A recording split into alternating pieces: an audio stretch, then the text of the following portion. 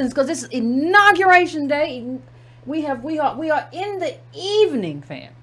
We are in the, let me get this right quick. What is going on with this? Let me get this right. Fam, happy Inauguration Day. I'm sure everybody is happy. It wasn't nothing else. Did nothing go wrong, but you still got to stay home because you don't ever know. I'm so happy y'all stayed home and stayed out of the mess. Listen, I'm not gonna keep you. We ain't got too much to talk about, but I want to talk about the theme of inauguration. We got to talk about it. We got a new president and everybody's cheering about President Biden like he's the second coming. Oh my God, he done saved us. Yes. Trump, nobody is hurt to see Trump go, but why? We're gonna get into it. We're gonna get into why Negroes went crazy today. Like it was Obama all over again. Like nobody learned nothing. Now listen, fam. Please do the housekeeping. Please hit the like button. If you're in the room, please hit that like button for me. I would absolutely appreciate it. Please hit that like button for me. Please share all that good stuff. Hit the bell. Hit the bell to get notifications. Go to subscribe to the channel. If you want to donate brown.com, $breaking brown, or patreon.com/ycarnell. All of that good stuff. But please hit that like button. Do not forget that our day is coming close. For reading the half has never been told. I don't think I'm but like a chapter through this book. So I'm going to have to buckle down for the next few days and just churn it out. You understand? Hope it wasn't too difficult. Woo! But anyway, the half has never been told. That's that's not tomorrow. It's Thursday of next week, 28th. So please tune in for that. We're going to have the discussion. So please tune in for that, family. I would absolutely appreciate the conversation. We'll probably flow over to Friday as well. So please be prepared for that and all that kind of good stuff. Now, let's go to something. There were two main things that caught my attention at the good old inauguration of Jim Crow Joe. Okay? Two things, family. Two things. So get your libations. We're going to talk about them two things. And I'm going to bring y'all in to have a conversation. Keep it concise. Because I want to have a conversation. But make sure you keep it concise and keep it on the issue we're talking about. We're talking about inauguration. Did you watch? What did you see? What bothered you? Did you see something on Twitter? Somebody talking about it? So we go just to frame that, right? Just to frame what we're gonna have a conversation about, right? So, I saw this, and I saw the young lady did a fantastic job. Amanda Gorman did a fantastic job as a poet. For the inauguration, fantastic. Salute to her, right? And there was something in there, though, about being descended from slaves. See, one of the things that everybody likes to do is cut ADOS out of the narrative. Nobody was really having a conversation like who is descended from a slave and who is not prior to ADOS. Nobody was talking about that. As a matter of fact, people were still saying, like they still say to me today, oh, you should not say slaves, Yvette. You should say enslaved. First of all, you don't tell me how to talk. Second of all, if slaves was good enough for MLK, it's good enough for me. Now, hush. Now, that was part of the mention, right? Part of the point, and I thought it was wonderful. And I saw people, though, when we talk about just the reaction to inauguration, I saw people say, oh my God, it's so powerful to have somebody to have that mention. It's so powerful to have somebody mention who is descended from slaves and I'm crying. Now, here's the thing.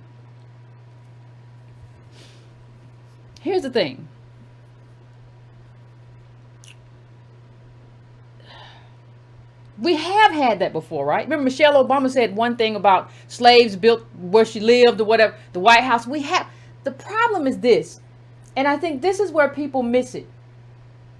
When we try to talk about people and what they do and how they move, people miss this thing.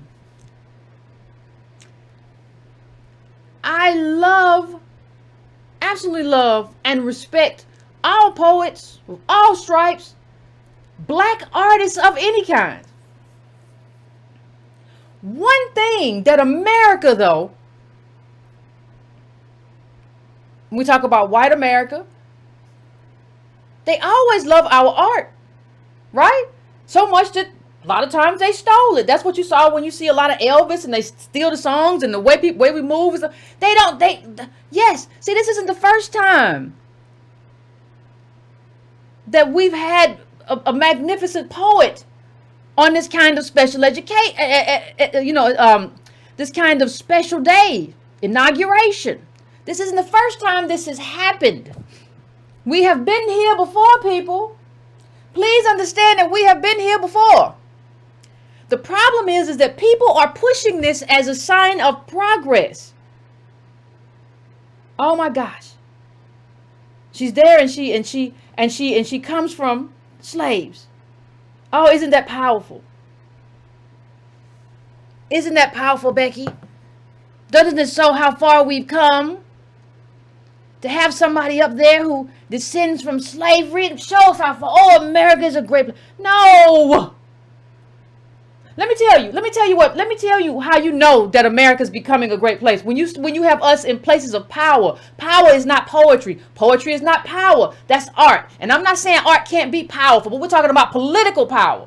There are a lot of people, BLM comes to mind right now, who trying to twerk themselves out of everything. They had an MLK day that was a twerk day. I don't even know if that's art, but if it is, it ain't power. And don't tell me, well, we have black Congress people and stuff over there. Yeah, we do. We do. But that's not power. How many people think Whip Clyburn is powerful? How many of y'all think he's powerful over there? Remember the time he came out and tried to say something about them not having enough diverse staff? Do y'all remember what happened to him after he came out there and said that? Well, we need some diversity over here too. We don't have enough diversity over here, and we need some more of that. We need some diversity and different faces in the places, and that's what we got to have represented. That's what I said. How long did it take Nancy Pelosi to bring him into office and kick him out with her high heel, her $1,500 high heel? How long that take? Will Clyburn, you don't get out of here. He came out there. I must have misspoken. I don't know where I am or where I was or what I went. I was asleep or something. We doing well over here. Nancy Pelosi told me so, and that's what it is. I don't know why y'all trying to make this into such a controversy. So the point I'm making is that things can be beautiful. Things can be lovely and not be power. Things can look like power and not be power. High faces in black places is not power, especially if there is nothing to back it up. No wealth, no people power. That's not powerful. So stop looking at instances like this, right? And make them into power. We saw Oprah come out and say, I've never been prouder to see another young woman rise. Brava, brava. Amanda Gorman, Maya Angelou is cheering. I'm sure she is, and we should all be. I think that's wonderful. Saying a thing is wonderful. Knowing that a thing is wonderful is not knowing that a thing is powerful. What we lack in this country is power. Political power and political might. You have to have engaged people. You have to have an agenda that you fight for that also requires dollars. You have to have all of that. You have to have humans. You have to have organizing. All of that stuff has to happen. So part of my thing and part of my initial, not turned off with the poet, I thought that was wonderful. But the reaction from people about the line she used and the reaction from people about her being there, it was the same reaction we had when Maya Angelou was there. This idea that us being artistically included in something and elevated in that way necessitates power. No, that equals your art gets elevated in the political sphere, in one of the things that we do in this country when we transition power in terms of the presidency. Right? That's part of it. Having the poet, laureate, whatever, that's part of it. That's what we do. That's part of a ritual. That's what we do. And it's wonderful. It means a lot about your poetry if you get selected. But Doesn't say anything about your power. We have to stop looking at symbolic acts, even if those acts are warranted. Even if you deserve to be there. She deserves to be there. Maya Angelou deserved to be there. That doesn't make it powerful. Don't confuse the two. Right? Don't confuse the two. Now, that wasn't the only thing. And we're going to talk to y'all. There was a few things, but that wasn't the only thing. And we're going to have a conversation about it. But let me just go to one other thing. And this was the biggest thing this is the only thing. All this purple. Y'all see all this purple? So let me see. Why Kamala Harris, Hillary Clinton, and Michelle Obama wore purple on Inauguration Day. Why did they wear purple? Well, we're going to get into it. There was some, some said it was partly Shirley Chisholm, right? Who's also, not Ada Austin. She has there's some problematic stuff going on there. But let's see. Let's talk about what they talked about, right? The other stuff. What's the purple mean? Let's get into it. Well, some people said this as well. Purple is one of the official colors of the suffragist movement, which resulted in the 19th Amendment to the Constitution ensuring women the right to vote.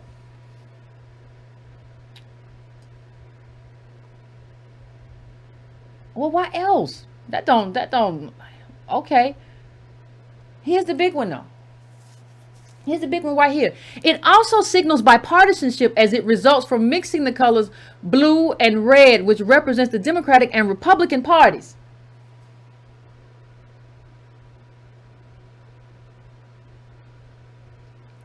Right? Now let me just say something before we get into it. And I think that was the main reason for the purple. The main reason for the purple was for bipartisanship. We all going, because I'm taking that from Biden's speech, what we're going to get into. We all in this together. What's wrong with y'all? We all in this together. Unity. The thing is, nobody ever asked, unity at what cost? Let me just, in case y'all forget, I just want to remind everybody that we're still in the same month where this happened, where there was a storming of the Capitol, guns drawn. I just want to remind everybody, just in case you forgot, that Congress people were ducking for cover and running and hiding because of the people who took over the Capitol. Now, people tried to say today, everybody got in their feelings when I tweeted, oh, it was an insurrection. No, it wasn't. They got it all under control, Yvette. You people are morons. I don't even like to call names. But if you don't think that was an insurrection that you saw, you are crazy. You're trying to dial it down because, Biden and Kamala there now. Have you seen D.C.? They had D.C. locked down like a war zone. That doesn't happen if they don't take it seriously. That doesn't happen if they don't think there's a credible threat. That doesn't happen if they don't think something bad happened from the inside. They locked that thing down. This just happened. And people were in my comments, no, it wasn't, Yvette, they got everything under control. Just because you got everything under control doesn't mean it wasn't what it was. It doesn't mean the thing didn't happen just because it was gotten under control. People get all kind of things under control. That don't mean it didn't happen. So, only, what are we out, like 3 weeks? Two weeks probably, of an insurrection, of storming the Capitol, planned takeover. They were in there with handcuffs and stuff. Don't nobody really want to talk about it. We're talking about unity because this is what we saw now. They were out here with this. That's a noose. They were out there with a noose, and we finna talk about, and Biden is talking about unity. Okay. Okay, hold on. I'm not finished. They were out here flouting law and order to storm the Capitol, something that they had planned for a very long time. But we're talking about unity. They had to get rid of 12 National Guards with ties to white supremacists. We're talking about unity though, right? They was out here fighting the police and spraying them. They knew what they were doing. But now we're talking about unity. For the first time, even during the Civil War, the Confederate flag did not make its way into the Capitol, but it did on January the 6th. But y'all want to talk to me about unity. Unity without accountability is oppression.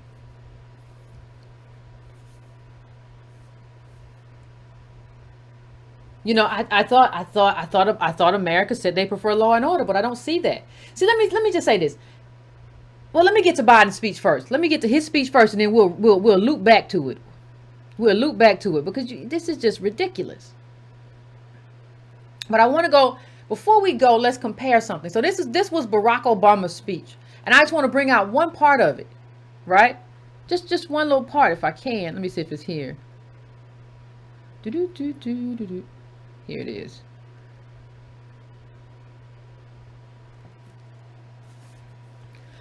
We have tasted the bitter swill of civil war and segregation and emerged from that dark chapter, stronger and more united. We cannot help but believe that the old hatreds shall someday pass, that the lines of tribes shall soon dissolve, that as the world grows smaller, our common humanity shall reveal itself, and that America must play its role in ushering in a new era of peace. All fine.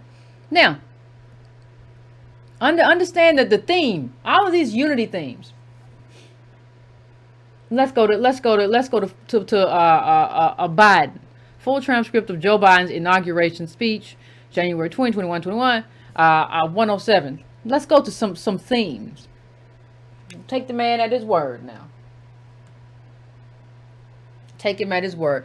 We've learned again that democracy is precious, democracy is fragile, and at this hour, my friends, democracy has prevailed. So now on this hallowed ground where just a few days ago violence sought to shake the Capitol's very foundations, we come together as one nation under God, indivisible, to carry out the peaceful transfer of power as we have for more than 2 centuries. To overcome these challenges, to restore the soul and secure the future of America, it requires so much more than words. It requires the most elusive of all things in a democracy: unity. Let me just come out of this for 1 second. Let me just come out of this for 1 second. This is the most ridiculous thing in the world. This idea that we can't achieve anything unless we're unified. Yes, we need to be a country. But that means that somebody's going to have to succeed and somebody's going to have to fail. And you keep letting the traitors succeed and you keep telling us we got to unify with them. How does that keep happening? How do you keep telling me or telling anybody else we got to unify with people who keep rising up against their country? Listen, we are the most oppressed, and we have never risen up in revolutionary fervor against this country. We're never rewarded for it. How do you keep telling these people, though, that we just got to unify with them? Let me tell you what happened, though. During the Obama administration, Obama didn't do nothing for us. Made a bunch of new white millionaires, but not us, right? Let me tell you what happened. Hate crimes increased, all that kind of stuff. So and especially against ADOS. So your unity comes at a cost for us. We pay the price. When you decide to unify with right-wingers or Confederates or whoever else you want to unify with, when you decide to chase them as voters, they become emboldened. They become even more powerful. Yes. Your unity Your desire to unify with these people hurts us. You should not be unifying. What we should have heard in that speech was Biden saying, listen, we are no longer going to be held hostage to right-wing terrorism. We are going to clamp down. This is the moment of transformation. We are going to clamp down on the insurrectionists. Black people are not going to have to fear this sort of thing anymore. We're going to have a task force against all this. These people would not be allowed to be here and wreak havoc as they have wreaked havoc since before 1865. Because people say, well, Yvette, why he just can't make a regular inauguration speech? Everybody else gets to make just a regular inauguration speech. He's making a speech after there was a storming of the Capitol. You don't get to make an ordinary speech during unordinary times. These are not ordinary times. Don't give me an ordinary speech, man. That's not it, sir. And especially because what you have to do, Joe Biden, this is your moment to repent. Because you did that all through that time, didn't you? When you was senator and you was talking about putting everybody in jail and writing harsher laws, 1994 crime bill. People say, oh, he mentioned white supremacy or something. That ain't enough. You got a real low bar. Y'all got a real low bar. Well, he's the first one to do it. He's the first one to do it. He can't get that speech after. Listen, I don't know if people understand. They stormed the Capitol. Listen, let me just go through the rest of this. Let me just go through the rest of this stuff that Biden said. It's craziness. So let's start off at the top. To overcome these challenges, to restore the soul of America and secure the future of America requires so much more than words. It requires the most elusive of all things in a democracy. Unity. In another January, on New Year's Day in 1863, Abraham Lincoln signed the Emancipation Proclamation.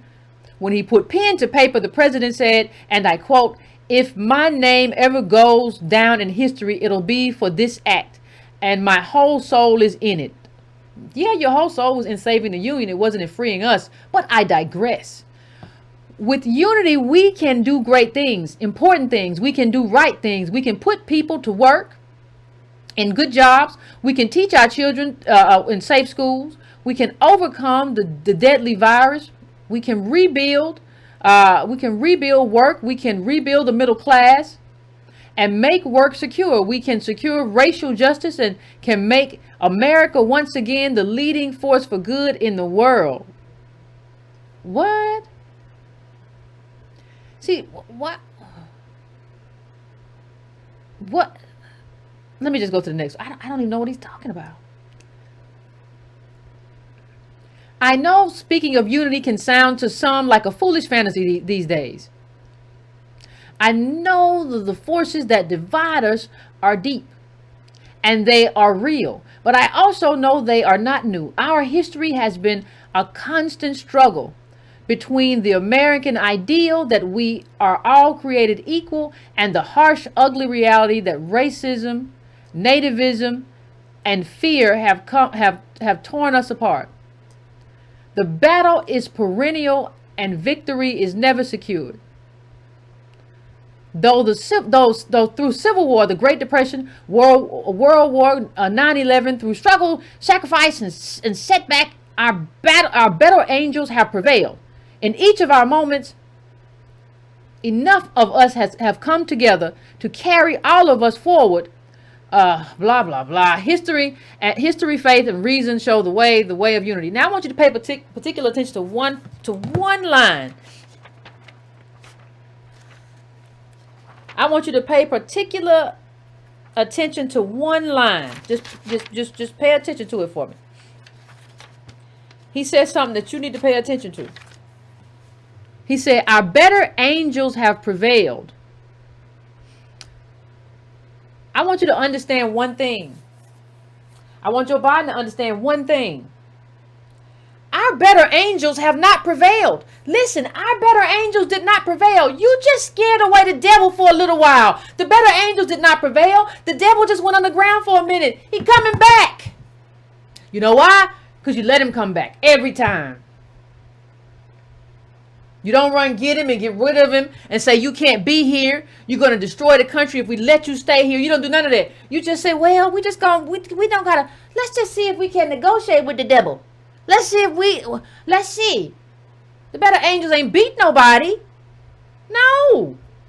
Like, what? That's a Kamala. I'm not going to do anything special for black people. No. How does somebody like that become a president and represent black American? Y'all crying on Twitter. I shed a tear.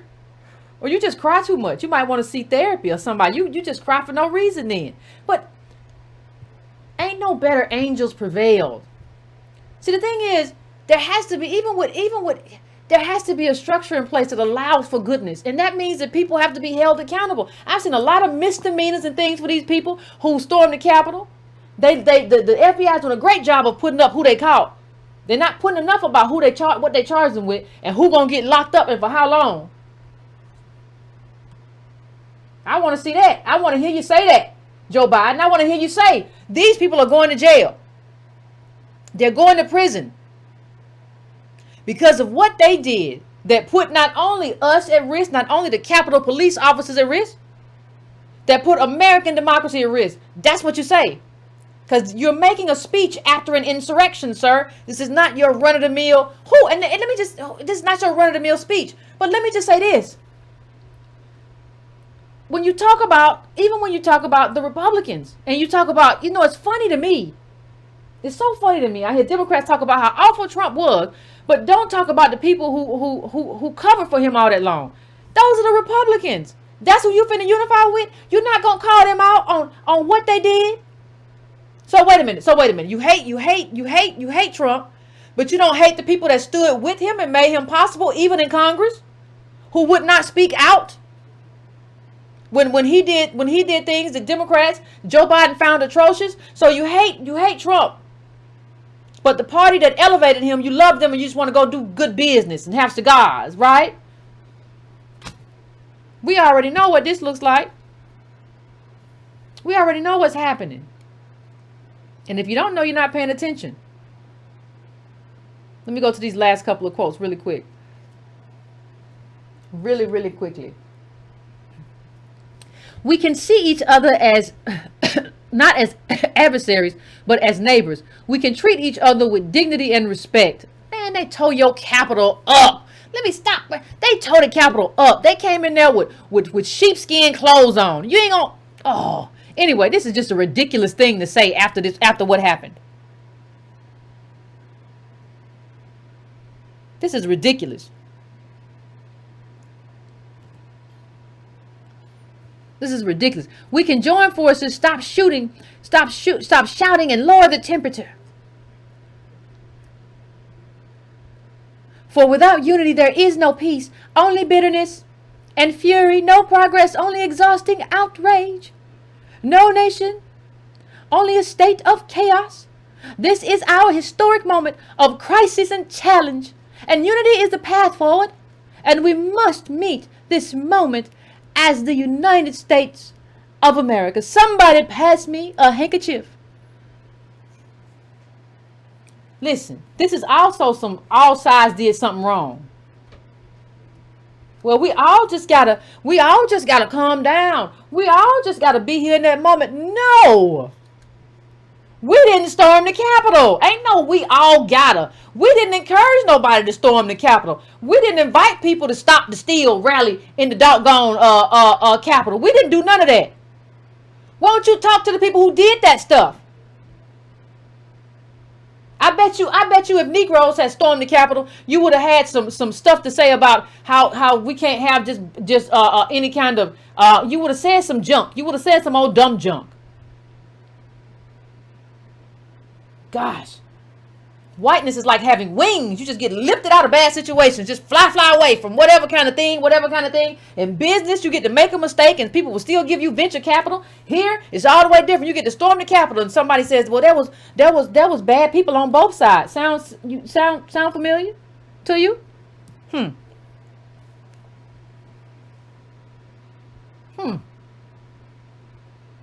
Well, you just, we just got to put the past behind us, They've been telling ADOS that for 400 years, 401. We just got to put the past behind us. You just gotta move from where you at. And ain't nobody can't do nothing about where you at. Where you at is where you at. And we've been hearing that. We've been hearing that since we've been here. Ain't nobody want to hear that no more. To move from here. It was why you lock us up and let the Confederates go and charge them with misdemeanors. No, we're not gonna move from here. And talk about who they are and what they did. Say that flag had no place in the Capitol.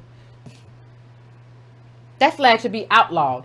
You can't be in Germany and fly no Nazi thing. That thing should be outlawed. We should just, whenever we find one, we should burn it.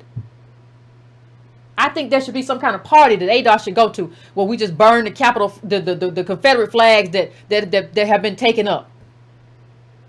We can have a whole barbecue. God, this is ridiculous.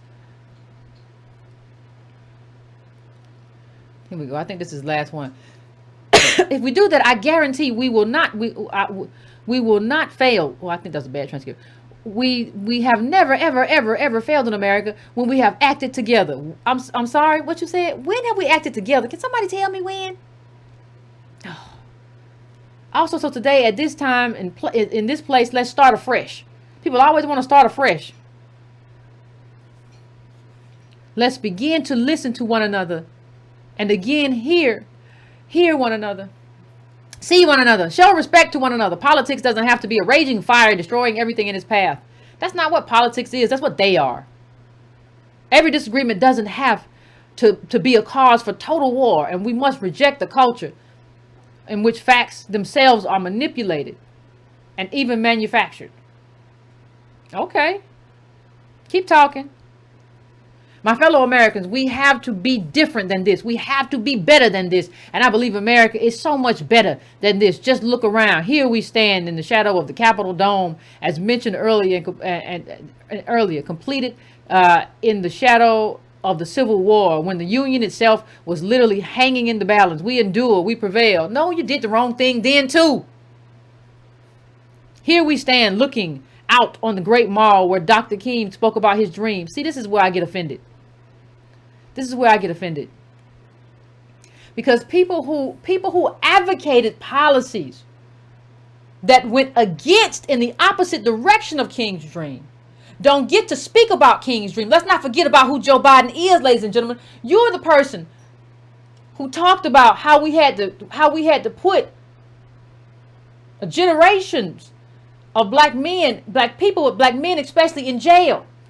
That is the opposite of what King knew. When King was asked about the riots, he said, listen, this stuff comes up from failures in society. There are failures in terms of what we have access to. We don't have wealth. We don't have money. We don't have resources. We're frustrated. We're poor. This is what it comes from. And so you have to fix. This is what Dr. King said. So you have to fix the things that create the situation that give way to a riot. The same way you have to fix the neighborhoods that give way to crime.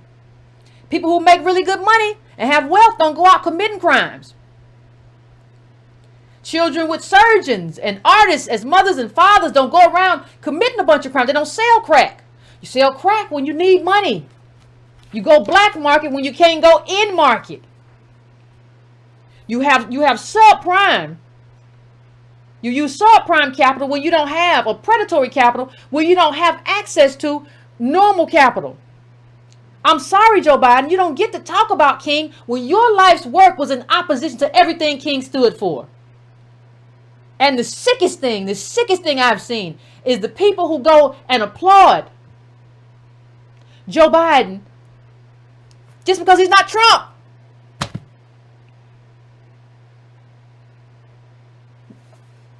How do you get to use King's name? You're a king's nightmare, not king's dream, sir. That someone would come along. And Joe Biden, you don't know how many times Joe Biden done ran for president, y'all. How many times? We know you threw black people under the bus because that's what white people like. White America's like, if you're going to keep us safe from the Negro, as long as I don't have to be on the bottom, we know what that psychologically does. You did that. You threw us underneath the bus, underneath the bus that was coming for us. You did that. You warehoused us in prisons so you could have a good chance at whatever next presidential election you was going to run for. That's what you did. And you have the nerve to use King's name. Understand how atrocious that is. And then understand how confused we are that we will cheer that person and say, well, at least he ain't Trump. That's an extremely low bar. You know, two people can be awful. Like one can be really awful and be all the way down, and one can be awful and be a little bit better, but they both be awful. That's what we're looking at. They both awful. Well, at least he, you know, let's go to just a few more and we go, and you know, before we go. Here we stand where 108 years ago at another inaugural, thousands of protesters tried to block brave women marching for the right to vote. And today we mark the swearing in of the first woman elected to first woman elected to national office, Vice President Kamala Harris. Don't tell me things can't change. I guess it's supposed to mean can't change. Here we stand where heroes who gave the full measure of devotion rested eternal peace. Whatever. And here we stand just days after a riotous mob. Now here he talks about the riotous mob. Thought they could use violence to silence the will of the people, to stop the work of our democracy, to drive us from this sacred ground. It did not happen. It will never happen. Not today, not tomorrow, not ever. To all those who supported our campaign, I'm humbled by your faith. Blah, blah, blah, blah, blah. If you still disagree, that's democracy, blah, blah, blah. See, the thing that he's not saying is, what are you going to do to them people? What are you going to do to the people? What are you going to do to that riotous mob? You just can't say it's not going to happen.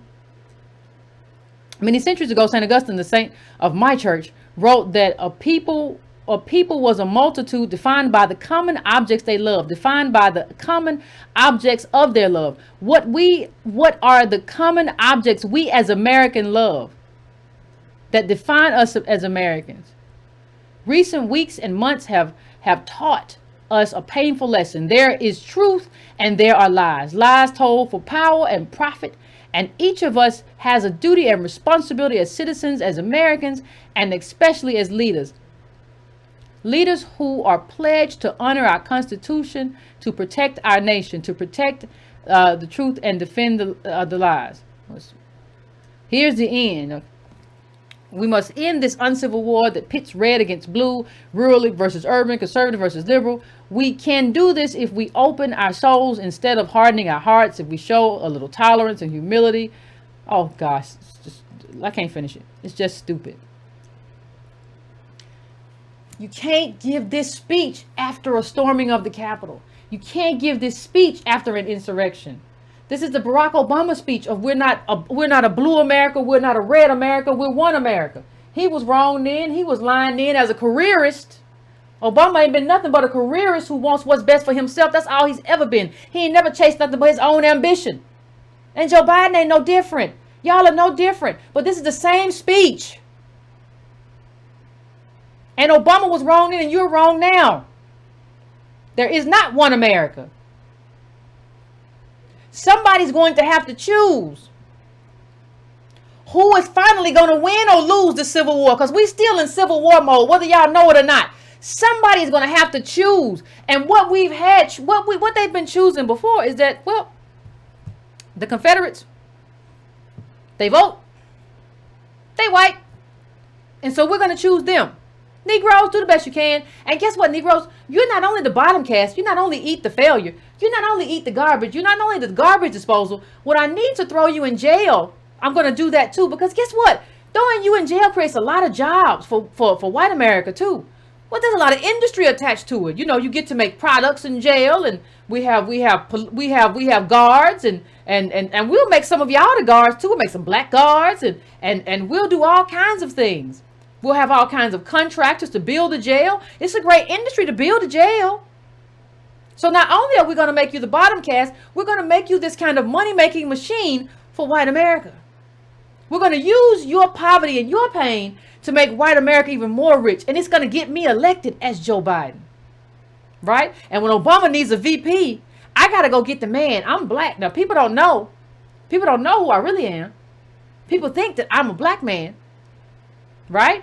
With a white mama. People really don't know that actually I'm a white man with a black daddy. But I'm going to go get Joe Biden on my ticket so that they know I'm going to hold these Negroes accountable because he did all that stuff. It's a wink and a nod. You're not choosing the right winners and losers. Confederacy should have been lost. They should have been finished. They should have been done. You just keep giving them CPR and breathing life into them. It's ridiculous. So we see Biden's flurry of executive orders. Well, let's take a quick look. Let's take a quick peek before we go, shall we? Mr. Biden signed an executive order appointing Jeffrey D. Zients as the official COVID-19 response coordinator. Well, what's going to change? Well, it's going to be different than Trump's. Trump had the CDC not even telling the truth. Don't be scientists.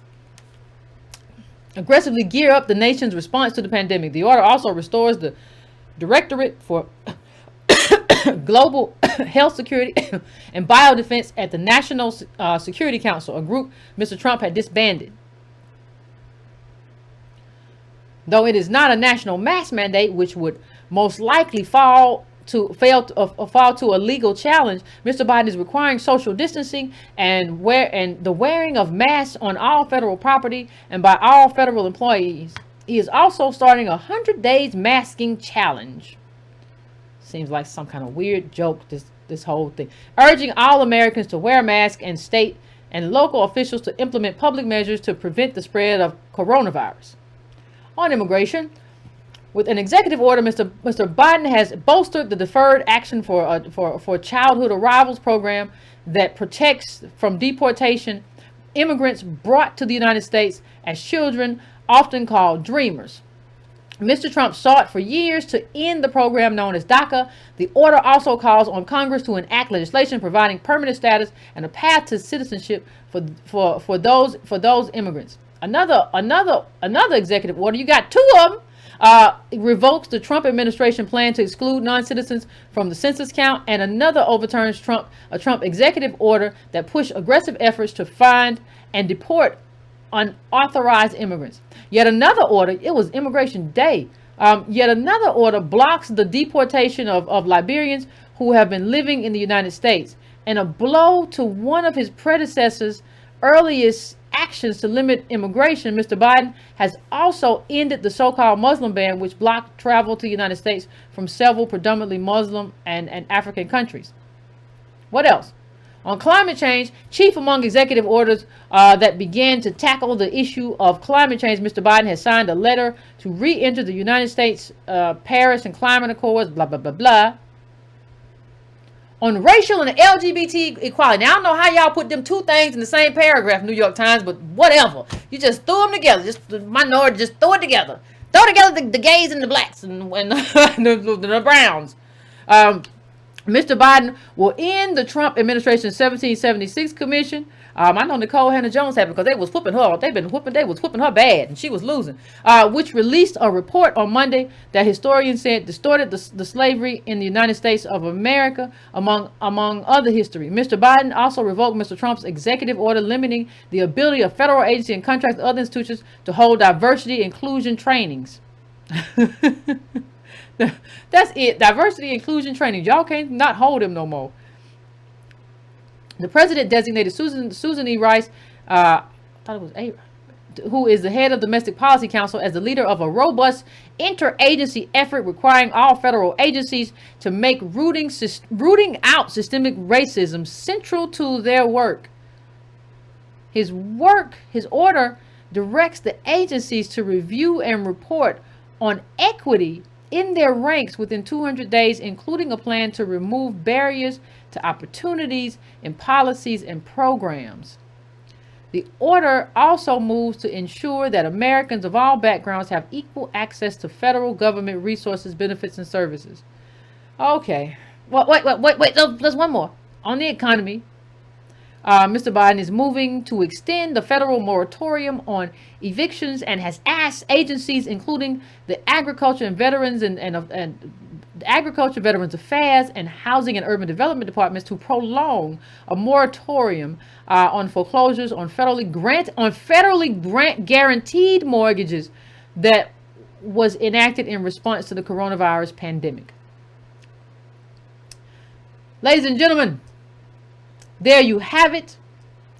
A milquetoast inauguration from two milquetoast candidates. Can't say we didn't expect it. Can't say we didn't say this is the thing that was going to happen. It's what it is. We all knew it. And there you have it. It is nothing to have. There's nothing to see. We are supposed to somehow be unified with the very people who stormed the Capitol and beat on police, killed the police officer. The Blue Lives Matter people killed the police officer. And they are proving themselves again. Right? Now I think they said they extended student loan forbearance too for the student loan people. You got to pay that. Let me see. A lot of stuff. Let me see if I missed anything. Oh, let me put one more thing up. Because we're talking about who's going to have unity. I just want to see this really quick. I must have left it off. But one of the things that I'm trying to figure out is how our police... Anyway, listen, fam. I think you and I think we all expected this. I think we all knew this was going to happen. I think we all knew we weren't going to hear anything. But even if you know what you're going to hear, you need to know what you were supposed to hear as well. You need to know what you were supposed to hear. After that thing, understand that, listen, bam, I've never seen anything like that storming of the Capitol. I haven't seen. You are supposed to give a transformative inauguration speech after that. Your whole life changes. After that, the whole way you're trying to do business is supposed to change. Just like Kamala should have gave a speech apologizing, or at least released a statement apologizing for plagiarizing Dr. King. And when freedom, we're just letting these people just skate. There's no accountability nowhere. And that suggests something really bad for the future. And understand, like the person who called in, I think it was the last show. You only gonna have 2 years. And what he's telling you is that he's gonna spend that 2 years kissing up to Republicans.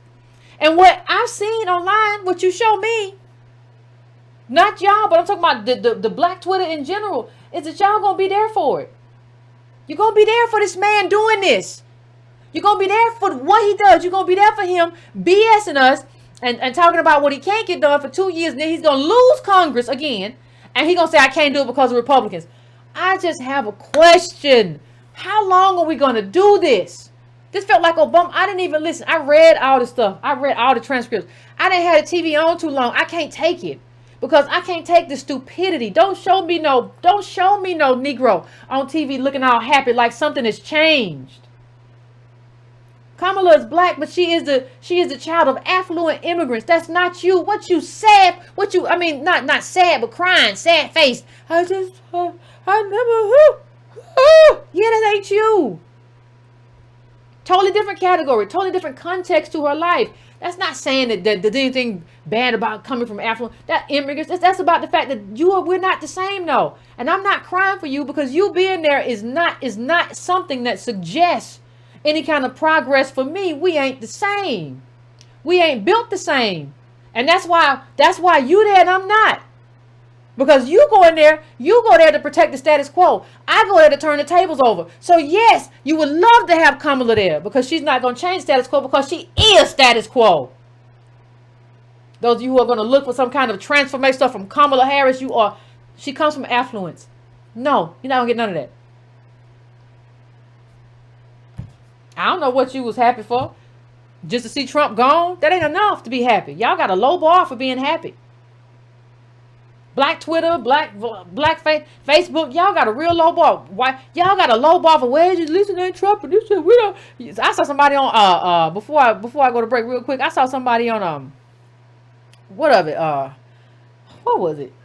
On Twitter. It was a pastor. Y'all can cry if y'all want to. I told you that. Y'all can cry. It's all right to cry. Cry for what? What are we crying for, sir? Oh, some people do anything for a retweet. Anyway, fam, let me get the phone set up. Give me a few minutes. We will come back and we will have the conversation. Now, I want to know, what did y'all think? Did y'all watch the inauguration? Did you watch it? Did you look at it? What did you think? What were your main takeaways? Were you surprised by how people judged the inauguration and judged the speeches and stuff? Let me know. I want to know what you think, because it's a lot of mess for me. But give me a few minutes. We'll set up the phones. What was that? And we will be back to have the conversation.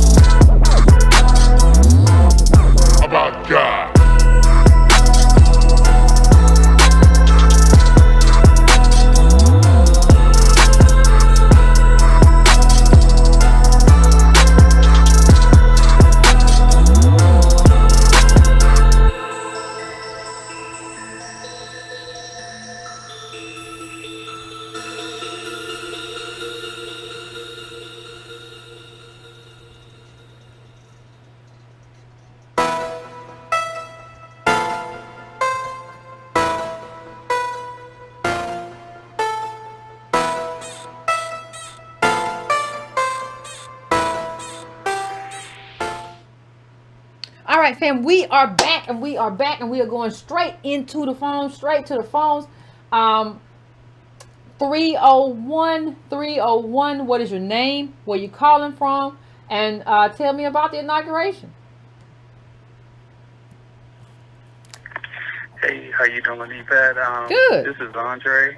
Hey, Andre. I'm from D.C., and I've been listening to you for like years, and it's like my first time ever calling. Okay. I just appreciate, like, each and every show that you do. Thank you. And just all the information that you put out. I mean, I know it's a lot of work that you put into just giving us information, and I just want to say thank you for it. You're welcome. I share with my friends, and we talk about your show and things like that. I mean, there are quite a few of us that have the same mind and same thought on politics as you and Antonio share. Okay. I just want to say just being up here in D.C. And just experiencing it feels like 2008 and 2012 again, where people just totally just lost what happened. Like I tell everybody, I said, well, look, you got what you wanted. Now you see, you have control of the presidency, you have control of the House, you have control of the Senate. And let's not forget that 12 years ago, Obama had the same thing for the first 2 years, and nothing happened for black people. So let's see what's going to take place, what's going to happen, and I want to know what the excuse is going to be now, because Trump is gone. You can't use him no more. Well, I already know. So let me say, fam, I already think I know what one of the excuses is going to be. Well, it's just a razor thin. It's a tiebreaker. Kamala got to go and break ties in the Senate. So it's really a tie, it's not a majority. So he got to really work with them. He got to, cause a lot of Democrats, they be in conservative districts. So he still got to go to the right a lot. Yeah, it's always some type of excuse. I just feel that the arrogancy amongst a lot of my people, a lot of my black folks, I feel arrogancy in it is that same Obama is, and it just feel like those who really want change are pushed out of the way again, and that struggle during the Trump era is kind of like, now we're free, but it's falsehood. It's not free. It's hard to explain, but it's frustrating, because it's really no progress, and I just don't know what it's going to take. Well, I agree with you, fam. I agree with you. I mean, it's unfortunate, but the day was and the day was kind of a sad day for me. Just because, I see a lot of the same stuff, and it just kind of makes me think, because Trump was there, did everybody forget like what happened when we got this way over Obama? So because Trump is there now, you have totally forgotten everything. Like, you have hit the reset button just because Trump was awful. So you hit the reset button. You don't supposed to ever hit the reset button. Right? So I agree with you, man. Thank you. Yes, I thank you for giving me the opportunity, and I definitely talk to you soon. No problem, fam. Thank you for calling in. I appreciate it. I'm going now to 407. 407, what's your name? Where you calling from? What's on your mind? Hey, Yvette. My name is Max with Ryan Witness News. How you doing? Pretty good. My first time call. I've been listening to you for a while now. Like everybody else, I do want to thank you and Tone for everything that you guys are doing and the information you're bringing, and more power to you for that. Thank you. And what I wanted to talk about, I believe I heard you say, I'm not sure, about a PAC that you weren't interested in doing a PAC or a super PAC, or what were your feelings on that for Adolf? This is not the show for the super PAC, though. This is the show for the inauguration. This is the conversation we're having today. Like, we can talk about the super PAC another time, but let's talk about the inauguration. That's the subject for today's call. I did answer a question on that a while back. In a previous show, and if you can find it, you can hear that answer. But that's not the discussion for today. Oh, okay. I can get it. I can dig it. But yeah, the inauguration was pretty much what we thought it was going to be. What Adolf pretty much knew what it was going to be and what we were going to get. So yeah, there were really no surprises there for me. With the inauguration and what we didn't get and what we didn't receive. Yeah, absolutely. Thank you, fam. I appreciate you calling in. First time caller. I appreciate you. Let's stay on topic, fam. I know sometimes we let some of y'all roll off, but let's really try to stay on. Today was a big day. Let's really try to stay on the topic of inauguration. What were your thoughts? Did you have any kind of insight? Did you talk to anybody? Did you see anything on social media that was particularly? Let's try to stay on that. Let me go to the next caller. Let me go to 256. 256. What's your name? Where you calling from? What's on your mind? Hey, Yvette. This is Majay Kendall calling out of ADOS, Alabama, Huntsville. Oh, hey, how you doing? Good. How's it going? I just wanted to thank you, for doing what you do, and but we're here to support and do the work that's necessary, because I know it's a lot going on right now, and I just want to let everybody know that ADOS, we're here. And you know, when I'm engaged in these conversations on ADOS and reparations, I hear people talk about, you know, what's possible and whether we can win or not. And I just say, you know, that's not our concern. Our job is to fight as best we can and look up and see where we've gotten when we're done. You know, we're in a pivotal moment. And the inauguration showed that it seems like so many people are just unaware of that fact. You struck me when you said that unity comes at a cost, and it's clear that once again, like, this nation is using us as the sacrificial lamb. When you said that, it struck me so hard because for the longest time, I considered Biden like the typical centrist who accommodates white supremacy. But there's one former president in particular that comes to mind in this conversation, and that's Andrew Johnson. I've said that many times. And that might sound, that might sound weird, because, you know, Andrew Johnson was a hardcore racist. And for those of you who don't know, like, he's Lincoln's VP, he's chosen to appease, like, pro-slavery Southerners. And, you know, after the Civil War, Lincoln's subsequent assassination, Andrew Johnson was put in power. And his attitude was similar to Biden. You know, he wanted to unite the nation at the expense of the formerly enslaved. And he did just that. And the thing that reminded me the most was all this talk about pardoning Trump, you know, and his co-conspirators. And this is coming from people like the director of the FBI, the former director of the FBI, James Comey. And even after a rebellion, Andrew Johnson handed out pardons like it was the Confederacy got pardoned. The Confederate gave all the Confederate soldiers amnesty. He pardoned the leadership, the president. Trump pardoned his entire little posse, including Steve Bannon, but he excluded himself. So I have to wonder, were there some meetings behind closed doors? You know, were there some agreements that were made that let the traitors go free in exchange for maintaining order? Well, I think so. Well, I think so, fam. Listen, let's not forget. Let me just say this real quick, fam. Let's not forget that Obama came in office and people wanted to hold George Bush accountable for all kinds of stuff. And he said, we're looking forward, not behind us. We're not going to do that, right? So I wouldn't doubt that there were conversations had. Like, listen, don't do this stuff. Don't keep it up. You know, and listen, we'll leave this stuff alone. Yeah. The most frustrating part about all this that's going on, though, is that at least during that period, we knew what was going on. At least during that time, we were very well aware of what was at stake. And right now, it just does not seem like black leadership at any level has any inkling as to what this moment means right now. And that's the saddest part. I agree with you. I didn't see any inkling either. But and I think they're paid not to have an inkling, right? I think by the time you go through that process, especially because we have no wealth, and we don't really, you know, the candidates that run really don't put together this kind of wide umbrella group most of the time, right? And they don't really have any kind of wide backing from the people. They just put together a group, you know, a kind of all things for everybody, people of color bandwagon under one roof thing, right? And so they get a bunch of money, and so because of that, then they can win, because Democrats all say the same thing on all the policies. Like the stuff if you've asked one Democrat about immigration, you've asked them all. If you've asked one Democrat about LGBT, you've asked them all. They all have, for the most part, except for some really conservative Dems, they have the same talking points. And so that lets you know that's the establishment talking point.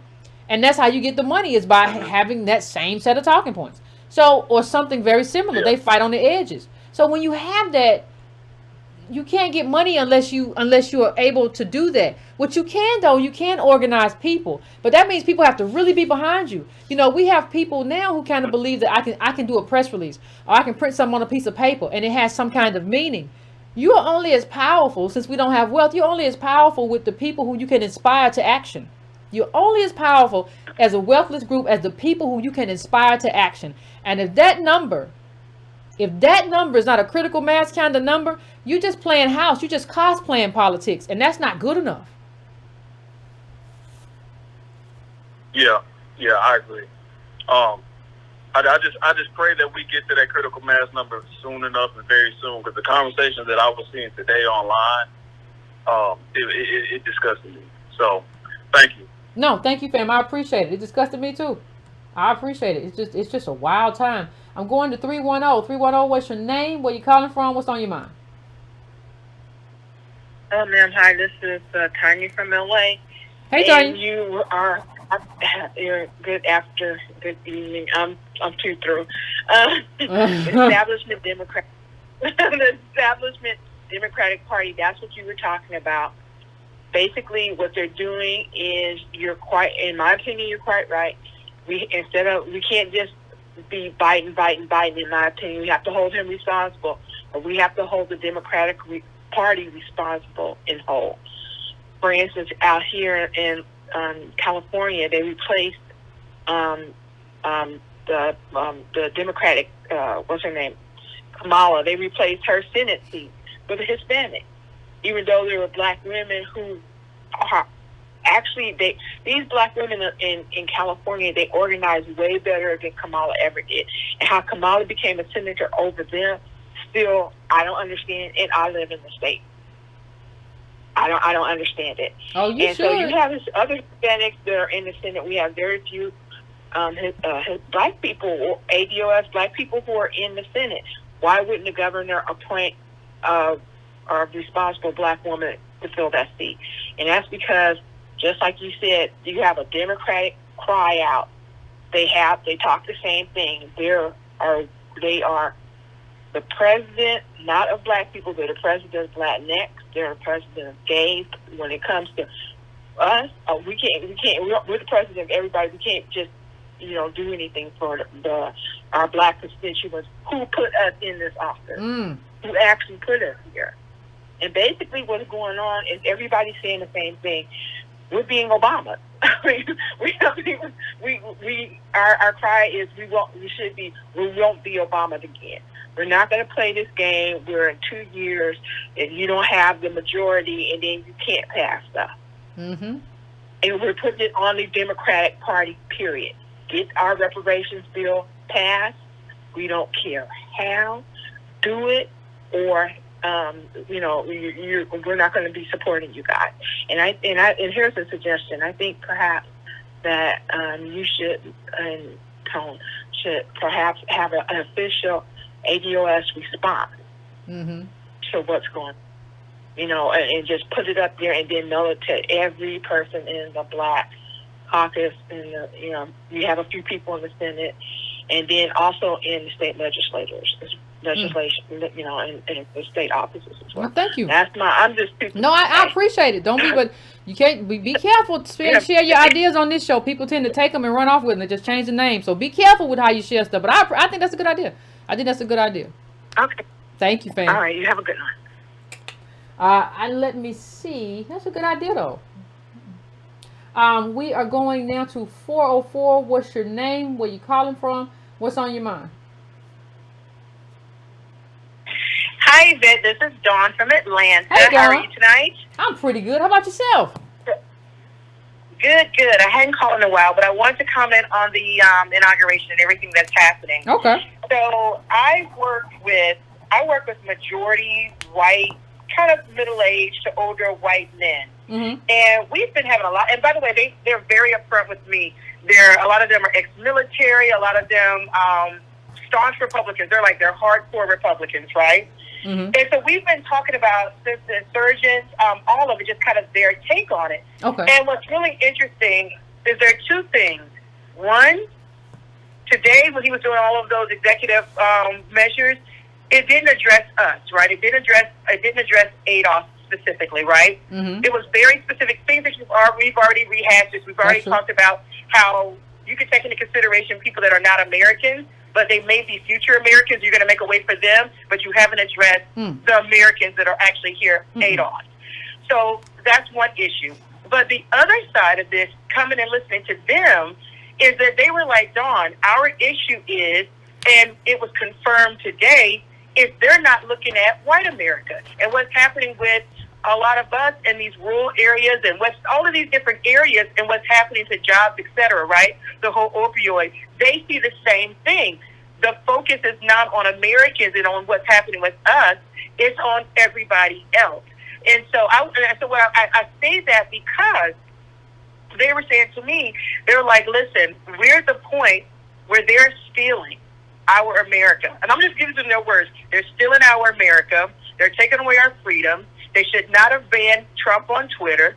And so they're telling me all of these things, and I'm listening to them. I told them, I said, I actually agree, because when they do it to him, believe me, it's coming back at us. So I agree with you that this is just one way to then justify or take away your ability to free speech. I 100% agree. But he goes, understand, he, like, literally, I had like 2 or 3 coworkers tell me, I'm willing to die for my rights.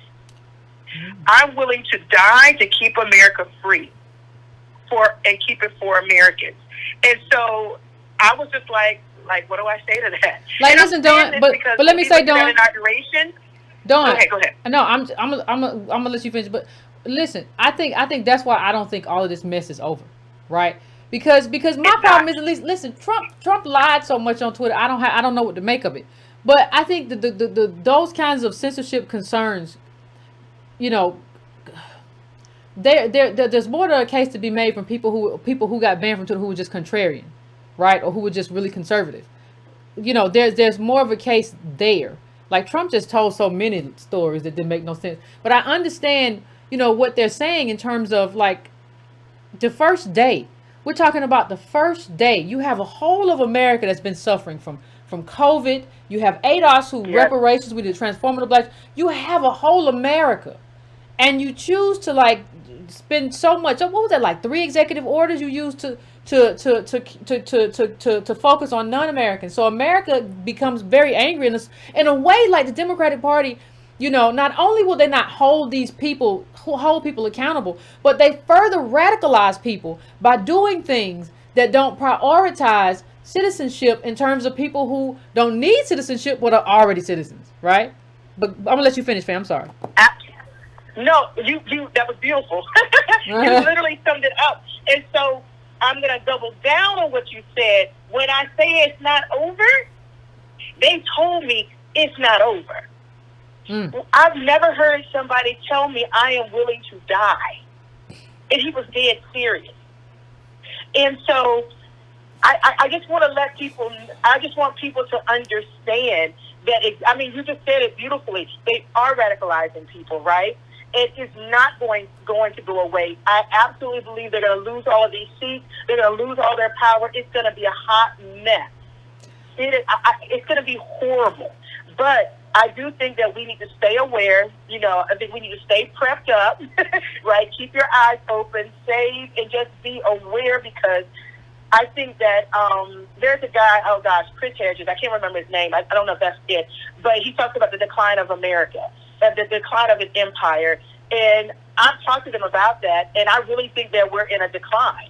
And this, like, everything we're seeing is the decline of an empire, and just all of the things that come with that. But I will just tell you that there is an undercurrent that is not going to go away. And so, see, and you know what? And you know what? Let me just. This is not good. Yeah, and let me say this, man. I think there's a few different things going on. Like, the right wing militia is one thing.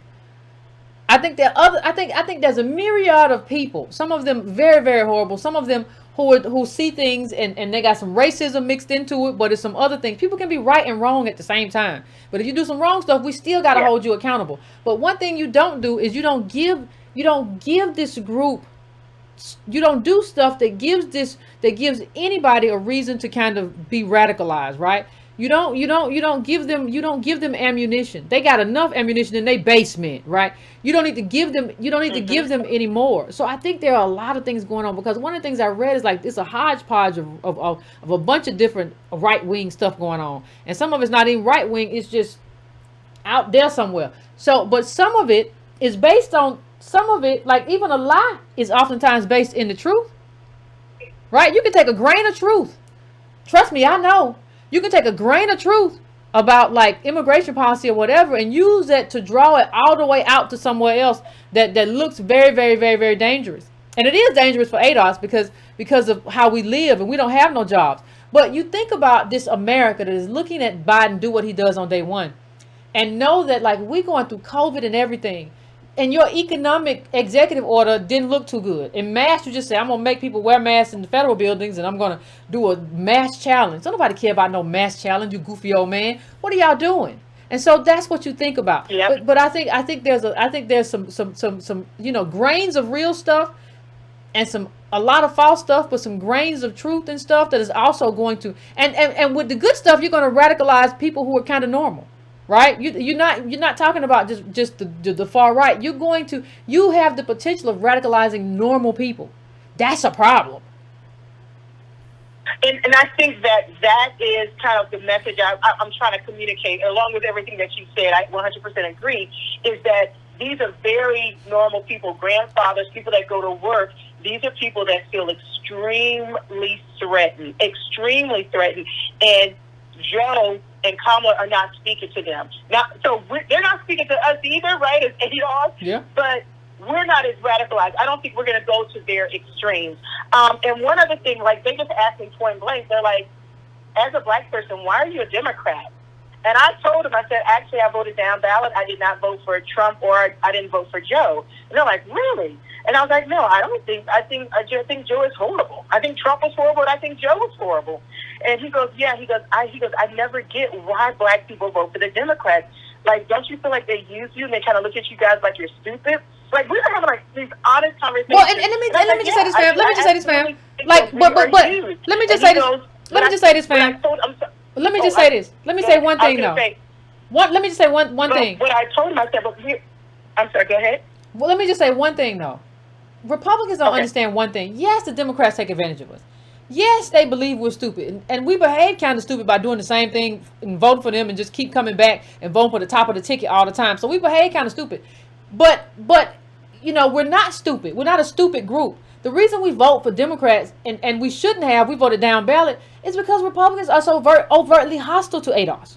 Like, y'all are overtly hostile to us. You don't want to the things that we need in terms of government. You don't want to give. So, like, you really, as a Republican Party, you push us to, you have pushed us here. It's not like you all are welcoming us. Trump was zeroing out budgets and putting on in terms of judges. We putting on people who are very hostile to us. So what do you think you really don't give us this country? Not you. This country doesn't give us much of a choice. It's awful to be here and have this awfulness as a choice in terms of our politicians, especially top of the ticket.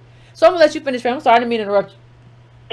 No, you're fine. And actually, that's literally what I told him. I said, we actually kind of get stuck between a rock and a hard place. I said, I could never go in a party where you guys condone. I said, you have to be honest.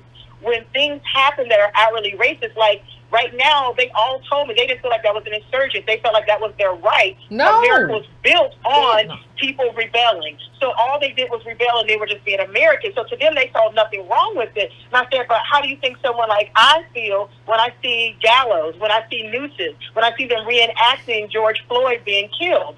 I said, so I can never be a part of that party. So that was very clear with them. So I just think that we're in a very interesting time. I think that on so many levels, you know, we have some of the same values, but there's so many things that separate us. But I think the biggest thing, like the problem with, you know, Republicans is that you guys, even if you don't say you agree with it, you condone it with your silence. Yeah. But I am going to let you go. I just want to share that, but like I am in the middle of Republican heaven. When I say that, like, and they all kind of are very honest with me, but I do feel as though exactly what you said, this is not over. They told me straight up, they're like, Dawn, I think that there's going to be a civil war. Because right now, if he keeps pushing the boundaries and he does not put Americans first, we're not gonna stand for this. So my gut, like if I'm listening to them, it sounds like we're gonna end up having some type of civil war. But that's all I've got. Thank you, Dawn. I appreciate you. It's not a problem. Bye. They're talking to the Republicans. Yeah, that's the problem with y'all. I'm happy Dawn told y'all the problem with y'all. It ain't like, oh, it's just Democrats, it's the problem. No, we got two problems. Then people say, well, why vote for anyone? Because there's other stuff on the ballot. You got to go vote for stuff. It's all kind of stuff on there that ain't got nothing to do with what you're talking about. There's a little judge over there and that needs you to vote for him because the other man is a redneck and a Ku Klux. Go vote for him. Go vote for this ballot initiative. Don't stay home and kick your feet up. Don't be lazy. Some people just look for excuses to be lazy. Well, they say I gotta vote because no vote, no tangibles. No, you look at it. Go look through all the stuff you gotta vote for. We vote. No. Jeez. Woo. Anyway, let me go to my next caller. I'm going to 314. 314, what's your name? Where you calling from? What's on your mind? Hello, can you hear me? I can hear you fine, fam. What's going on? Hi, my name is Dominic. I'm calling from St. Louis, Missouri. I'm happy to call in and speak to you, first-time caller. Watched a lot of your shows, and Okay. I respect and love everything that you do. Thank you. I really do. Thank you. I wanted to call in reference to everything you talked about and concerning the transcript from Biden's inaugural address or his speech or whatever. Mm-hmm. But I did want to, if I could, speak on what the last caller was talking about. Okay. Dawn from Atlanta. That's fine. Of course, I love her. She's my sister. It's just I was very concerned about some of the stuff that she was saying. Okay. Some of the stuff that she was saying, like she had never heard anybody say they would die for something or something to that effect. Okay. Me as a black man, I most definitely would die for my values, my morals, my ethics, my family, my community, most definitely. So those Republican military guys, Don, if you're still listening, they are most definitely are not the only ones. They ain't got nothing on you. I understand, if you have brother. any type of... I'm sorry, say that again? I said they ain't got nothing on you. I said, I understand, brother. Right, exactly. And on a whole lot of brothers. I mean, exactly. I mean, even outside of the political sphere, if you want to talk about gang life, Bloods, Crips, whatever, what have you, you always see, brothers are willing to die for anything. Just look at our history. Look at ADOS history. Well, also, we're willing to do that now. Well, also, you serve. You're the only group that served in every war. So in terms of ADOS in general, but in terms of who is before now, who has been on the battlefield. So being on the battlefield and having a willingness to be on an American battlefield means you're willing to die. So. Right, absolutely, right. But yeah, I just wanted to bring that up and just hopefully give her some comfort to know that you do have some, because it sounded like she was kind of stressed out about that. Like, no, we got you, we're here for you, and But in reference to let's say trying to fix this problem, like all the work that you're doing on behalf of ADOS and trying to solve this problem. I know we always discuss these issues, but I'm trying to think of ways to try to fix it. Like one of your callers, JP Gemini on Instagram, he says he hosts these Black educational political nights to try to educate people on what we need to do and what we need to learn in order to get ahead. I was just wondering what else we could do. One of the biggest things that I liked from your program tonight was how you went through the speech and how you identified exact things in it that need to get inside our heads, that we need to learn to know, like, okay, I can see what this is about. Like that whole thing about our better angels in his speech. I agree with you. Where in the hell have our better angels prevailed when we've been going through hell since day one and we really haven't seen any type of relief? Jewish people get relief. What is it? People from the Japanese internment from World War II, they are set up to get relief. I don't think they've got paid anything yet. But what kind of reparations have we got or anything like that? Even the so-called black leaders we have in place now. Where are our angels? Where's our help at? I sure in the hell don't see it. So I don't know what the hell he's talking about there. And that whole unity thing, this whole psychological thing they try to play with the whole purple suits and all that stuff like that. This whole unity thing. We just have to come to the realization, be real. This idealism about unity, somebody's going to get hurt. So if we're going to be improved, the status quo government, the big corporate handouts, the quantitative easing, all that type of crap has to go away. They're going to have to start paying us or giving us something in order to help out the harm that they did. And really, that's just compensation. You know what I'm saying? Like, in my opinion. So I really don't see, like, how this whole unity thing is trying to work out. And for anybody who saw that, heard that, read that, and think that Biden is on your side, or think like, hey, this is, we actually doing something now, like you said, they're sadly mistaken. And also, like you said, in 2 years, if people don't get out and vote like they did this time, or even better, it's going to be the same thing. They're going to turn around and, like you said, blame Republicans again. So it's going to be a whole big mess. And that's, like, I'm hearing that already. Seeing it on Facebook and everything else, people talking about, well, vote, it's just going to go back to the same old thing. And blah, blah, blah. It's just a sad state of affairs. So I guess in trying to wrap up and trying to be concise, like you said, what are some more solutions? Like, what would you advise me to do to try to help people to learn to actually listen to the words that Biden chooses and that he says? Same thing for Kamala. See, listen to the words. See, the thing is, the thing is, fam, listen, we don't pay enough attention to language, right? See, we don't pay enough attention to data because that tells the tale. But a lot of times people suggest what they're going to do. Like I always said about Obama, that I knew he wasn't going to do nothing after his inauguration speech. His inauguration speech was not a transformative speech. And I don't think we have. Anything's the same way now. Yeah, I don't think we have. And the only way to kind of train your mind to hear language is to read a lot.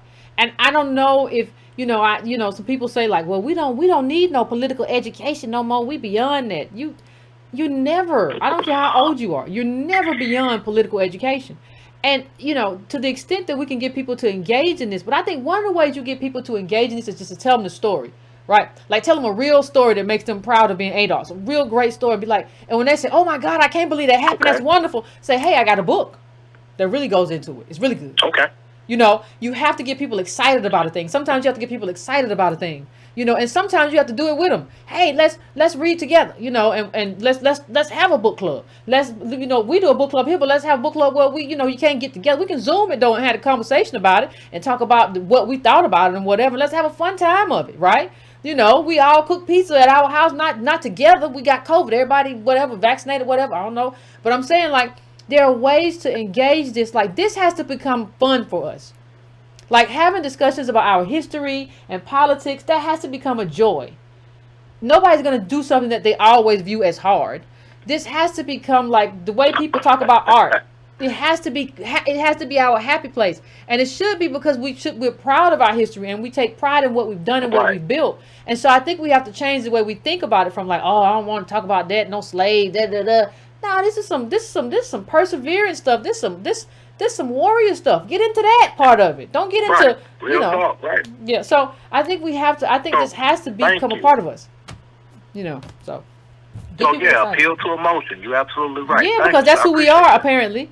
We're kind of emotional people. I think you have to kind of appeal to that. Once you know who a people is and who they are, and like it's a problem, you're right, but you can use that.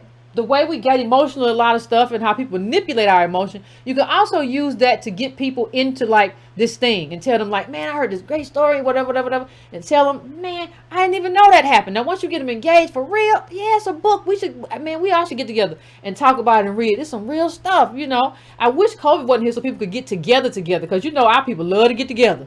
So I wish COVID was gone so you could really say, let's get together. Let's get together. We're gonna have some food. We're gonna have some wings and whatever, and we're gonna talk about this thing. Some fresh lemonade. We're gonna have a good time. I mean, we could really use that as a community building thing. Even when we talk about organizing, we could use it as a community building thing. This whole getting together, right? And I think since we love to spend time with each other. So I think. It'll be easier once COVID passes, but I think that's what you kind of have to tap into, right? Because for so long there had been like this negative connotation of slavery and suffering, but once you see this as an overcoming story and like what it means to still be here, it takes on a different connotation, and that's what we need.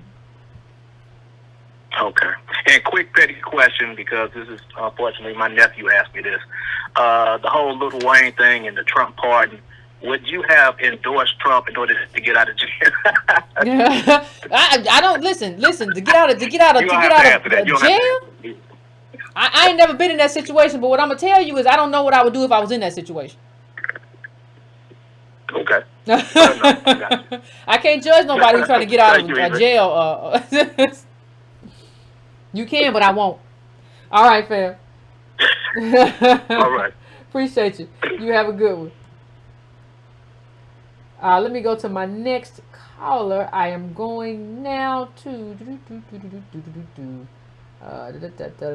let's see who I'm going to. Let's see where we go. Going to 785. 785. What is your name? Where you calling from? What's on your mind?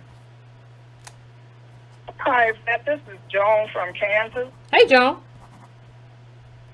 How you doing this evening? Pretty good. How about yourself? Oh, I'm doing a lot better. Good. Last time I called in, my cat had died, and I replaced her, so Ah, I you got got a a new little one. friend around here now, so that's good. Oh, good. Pets are wonderful. I had the Yeah. same thing. I had 2 dogs die almost close together. Like one died of pneumonia, and one died got real sick real quick, and then one died of cancer. So I understand. I totally understand. Yeah, pets are wonderful. Yeah, they're really neat, especially when you're surrounded by a bunch of sweet Negroes. But that's another story. I just wanted to call in and, well, first of all, I did not watch that inaugural nonsense.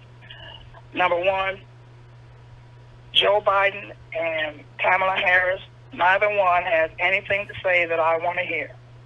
Both of them are liars and plagiarists. And that speech, if I hadn't been watching your show tonight, I wouldn't have known what he actually said today, because, like I said, I purposely didn't listen to it. But it sounded familiar to me. And if I was going to take some time, I could go back and some other president has used some of those lines before. And that's, like I say, I've been around, well, I'll be 68 years old in a couple of weeks.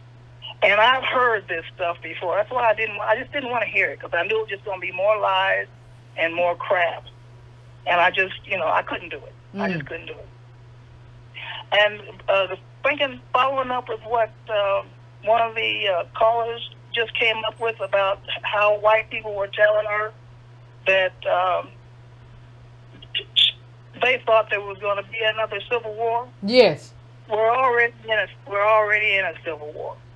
It's a slow one, and it's the continuation of the one that happened in 1860.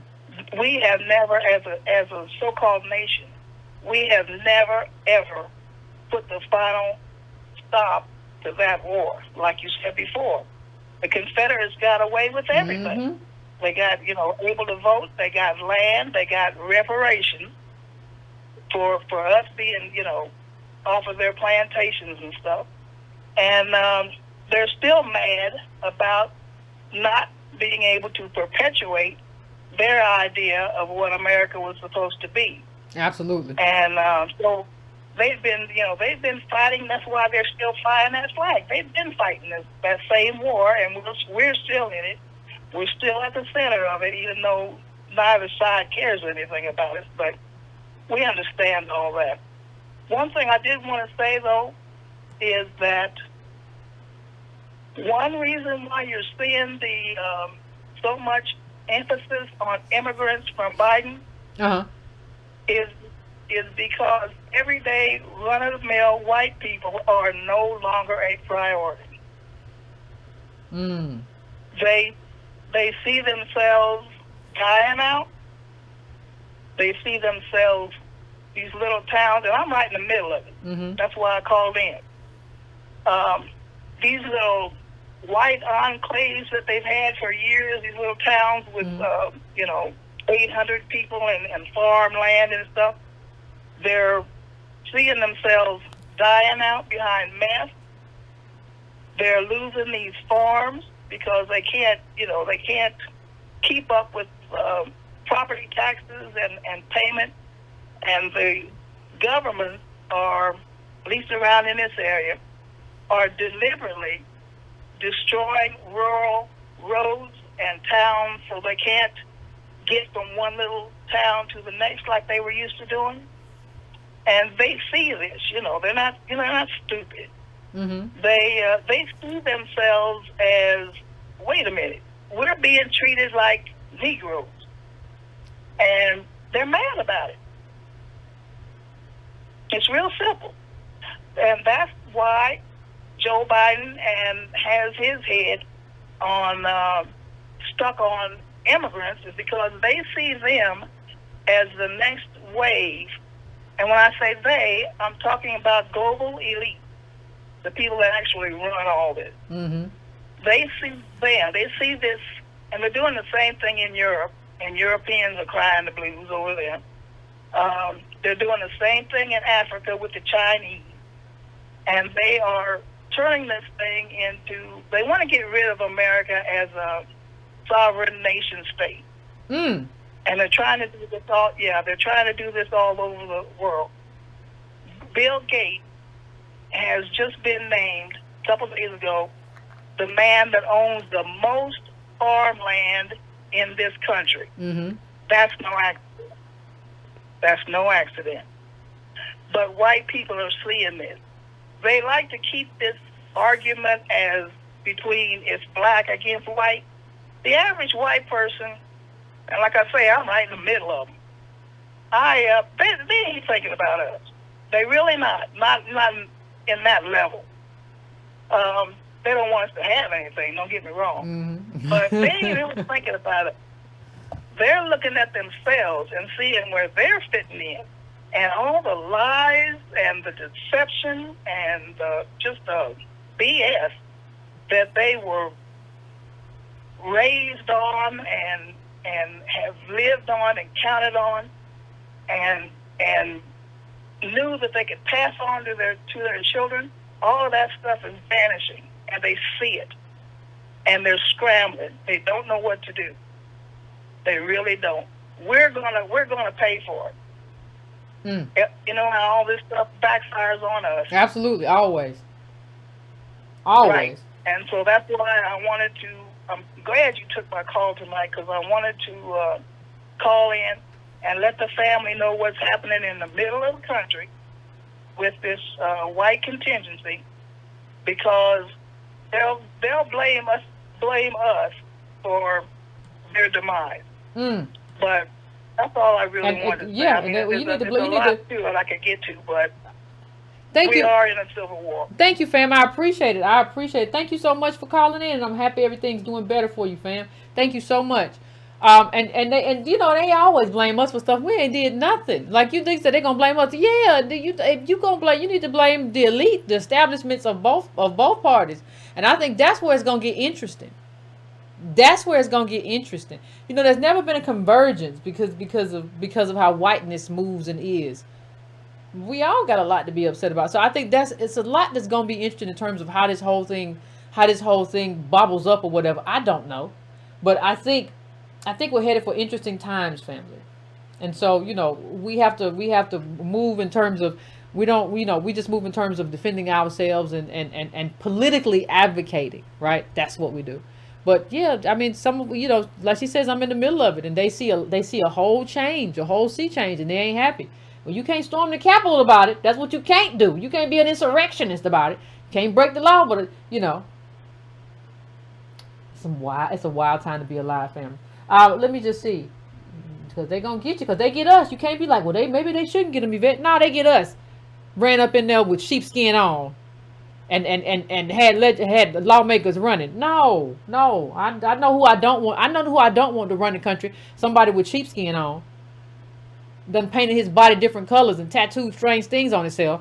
Don't be jumping from the doggone pot to the frying pan. There's hot grease in there. Anyway, let me go to 832. What's your name? Where you calling from? What's on your mind? Hi, Yvette. Hey. It's Gary from ADOS Orlando. How are you? Pretty good. How are you? I'm doing well. So I just want to say, I appreciate your leadership and how you've been giving us political education. And I just want to say that I believe you and Tone are leaders for such a time as this.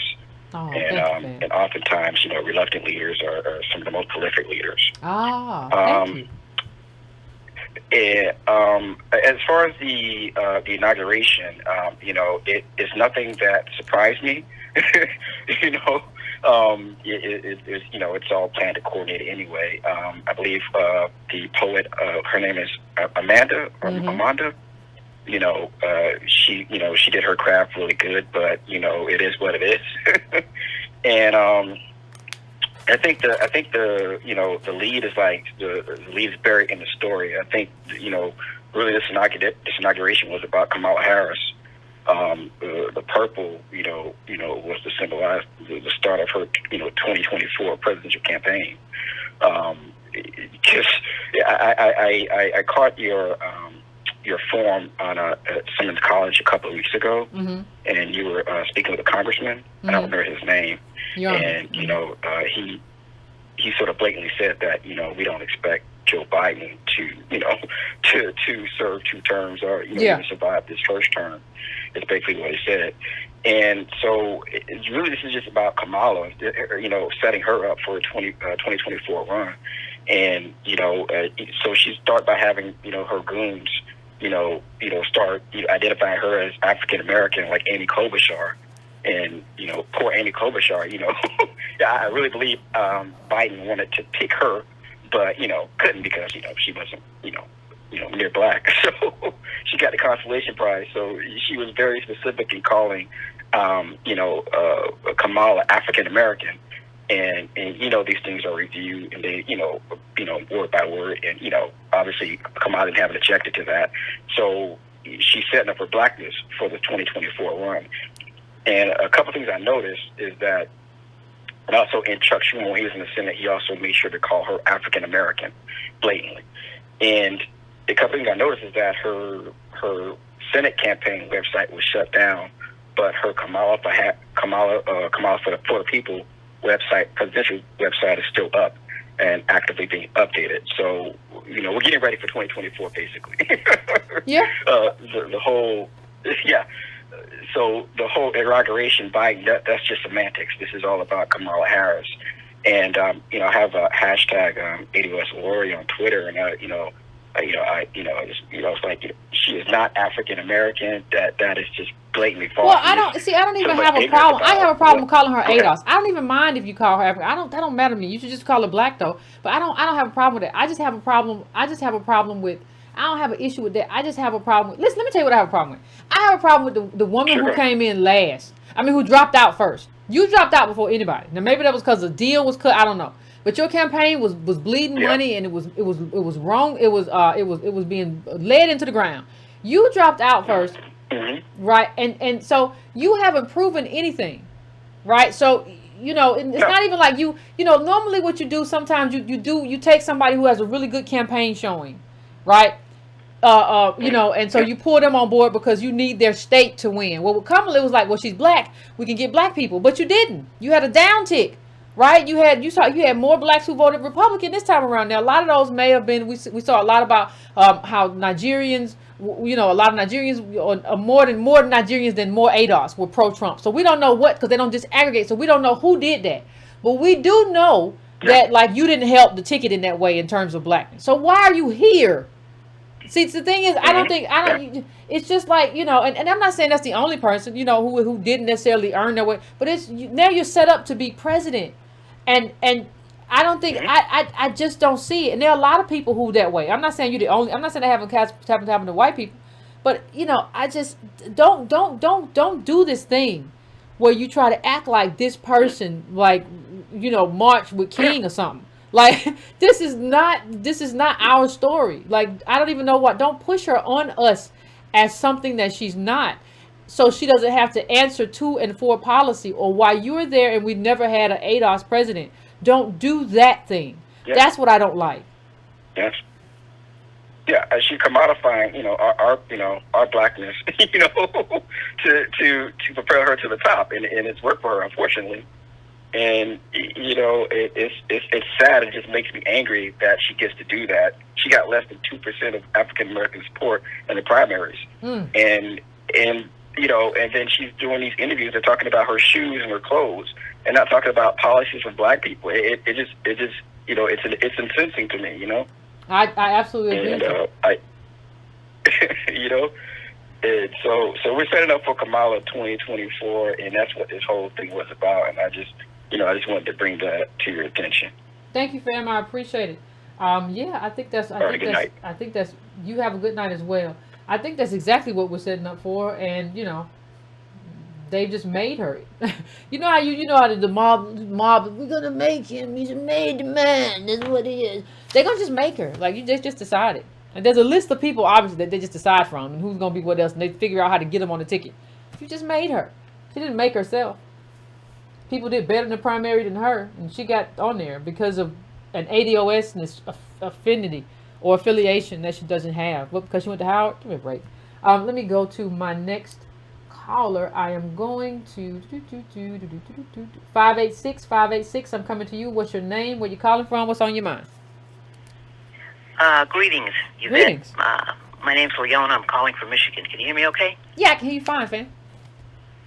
Okay, good. Listen, with the Kamala thing, here's the deal. I think her husband is more interesting than she, in a way. What I mean by that is he's a Jewish man, a Jewish attorney. Mm-hmm. And I remember one time watching a video from C-SPAN, mm-hmm. and the Israeli Prime Minister, Benjamin Netanyahu, was speaking in Congress. And that man got over 20-something standing ovations from the people in Congress, House impressive. and Senate. Now, there was this guy. He went by the nickname of Irritated Genie. He had this video on YouTube. It has since been taken down. And he was making what I thought was a pretty decent argument about how this current, or it's past now, that the election between Trump and Biden was really a battle between white Anglo-Saxon Protestants, represented by Trump, and Zionist Ashkenazi Jews. Yeah, I'm not. represented Fam, by let me just say, I appreciate you calling in, but sometimes if a video was taken down, that's a Yeah. good indication sometimes that we shouldn't be talking about that video. Oh, all right then. Well, okay. Well, let me go on to something else then. Okay. I thought the young lady, Amanda, the 22-year-old poet, I thought she was excellent. I wish Biden would have tapped her for a few tips on how to present. I thought that her reading of her poem was good. I enjoyed that. And the other thing is, after Biden made his speech, I noticed that he stepped away from the podium for a minute. He waved to somebody out in the audience, and then he went to his seat. And the man almost slumped down in the seat. You could tell he seemed to be exhausted. And his wife came over and kind of put her hand on him to kind of I guess give him an infusion of energy or whatever. Now, mind you, I watched this on C-SPAN, and because they don't do the editorializing, they pretty much just give you the video and the sound, and you make up your own opinions. I like that. But he seemed like he was like just doing that speech exhausted him. Mm-hmm. For whatever that's worth. Just an observation I old. made. So when well, yeah, true. And it's a long speech. Like inauguration speeches are long speeches. And you got to stand there. Yeah. Well, the thing is, somebody before me, I think, said that he may not, be able to do the whole 2 years. Who knows? Nobody knows. So. Yeah. But anyway, that's all I had. Thank you for the time. No problem. I appreciate you. I appreciate you calling in. Let's try to take one more caller. Before we wrap this thing here up. Let me see. Let's go to 229. 229. What's your name? Where you calling from? What's on your mind? Yeah, this is Stella. Hey, Stella. Hey, from Tallahassee. Well, I think ADOS, we're going to take a loss on this. I don't think that, I really don't think that Joe Biden has it in him, to really want to do anything for ADOS. And I think that the establishment up there, they want it that way. Mm. I think that, just with some of the stuff that I'm seeing and hearing, with fellow ADOS people, really and truly, I feel like, I don't know I think we have a lot of issues. A lot of us are delusional, and if we think that we're going to get anything out of this,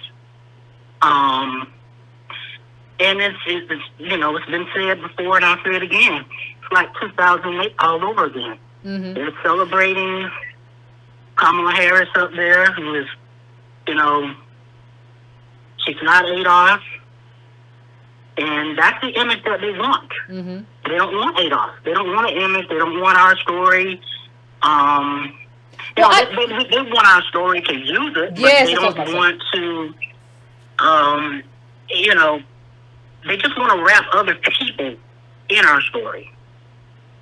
And it's so sad to see a lot of us still rocking with, the Democratic Party and all of this, because they're not going to do anything. We're going to, Biden is nothing more than really a moderate Republican in disguise. I've never really seen him, quite honestly, as a Democrat. Mm-hmm. I think he's just a straight pick for white America who just was tired of Trump and just basically wanted to, return to some type of normalcy. And they kind of just shoved Kamala, on us because nobody wanted her. Mm-hmm. And I don't think anything's going to happen. He's already talking about, 11 million illegal immigrants and, all this stuff. And we're not getting anything out of it. We're COVID has decimated what was left of our community. Mm. So who's going to be the winner out of this? Who's going to win out of this? I don't understand all the, some of the people I'm seeing, even in my own family, crying because, Kamala Harris, this first female vice president, and I'm just sitting back looking at this like y'all are really, seriously need help. Exactly. Y'all seriously need help. Yeah. I don't get it. Yeah, well, I don't get what is, what is she, what is this about? Why are y'all really going so hard for this? And I will say this, I did not vote for Trump. I didn't like a lot of things. And I just thought he was a complete idiot with what he was, how he carried himself. But I will say this. Mm-hmm. He did at least have an agenda that was at least putting America first. There were some things in there that at least he was, willing, even though he went about it in the wrong way, to go after, Americans first on something.